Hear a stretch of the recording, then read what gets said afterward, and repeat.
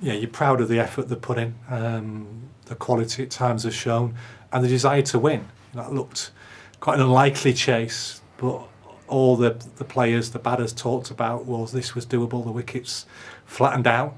It was reasonably hard to score because obviously anybody balls straight, there's not a lot of bounce to play with, but the desire to try and win, and it was just a shame that run out happened because it's probably in, which is a shame because it obviously curtailed the run chase as it was. But the dressing room was confident though, wasn't it? No target is too short for them. They really wanted to go out and do it. Well, some targets are too big, but at that point, we'd marshalled it quite well, Rhodesy and Davo, and then Haney and then Rhodesy to get it where it was.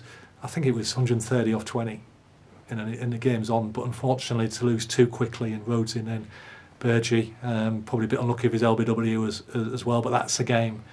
But we're still going, and obviously Giant's a quality player, and then you've got a bit of Briggs to come and Henry, but he went too quickly after the other two. But look, we haven't lost, and we live to fight another day. The desire was to win. We played two spinners. We were hoping that wicket was going to spin. Hasn't probably quite worked out like that. And we live to fight another day to go to Gloucester. Slight frustration first innings as well, potentially not being able to get a lead again in a decent position. Potentially might have changed the game somewhat. Although I think you're right, when you get a team 80 for 7, you want to knock them over 120, 130, didn't you? Don't you? But they marshal quite well, Gregory, and then obviously their overseas player did what they want overseas players to do. That's what they paid for. And 220 is probably just above par, maybe 200 is possibly par.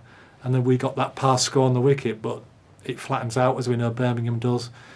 And once they got through that first hour, the wicket became quite attritional. And they're in an awkward position, Somerset, because they don't quite know how to play it, because they were ahead of us and don't want to let us back in, and batted quite slowly and obviously set the game up potentially today. But it was for us to try and do something or them to bowl us out.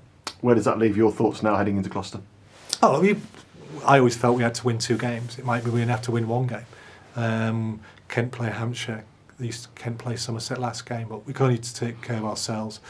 But with the introduction of the 2 overseas players, not only the quality players, but they've joined and fitted in really well, and the desire they've shown for the cause of Warwickshire is fantastic. I've played with quality overseas before who have done it right, and I've played with quality overseas players who've not quite done it right and showed that desire and capacity that you want them to show, but these 2 are. So we know we've got 2 potential match winners given the right surfaces. We know we're light on support numbers. No Milo, no Norwell, no Stoney, no Wokes.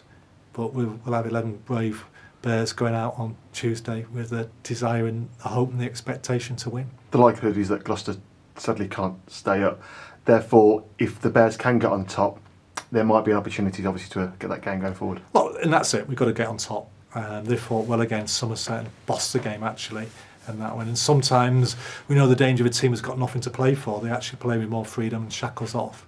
But equally, I do know from my own experience, as you just said there, if you get on top of a team with nothing to play for, they can actually fall quite quickly. But it will be all about those first 2 days. Can you get enough punches in that one becomes a killer punch and you put them on the canvas?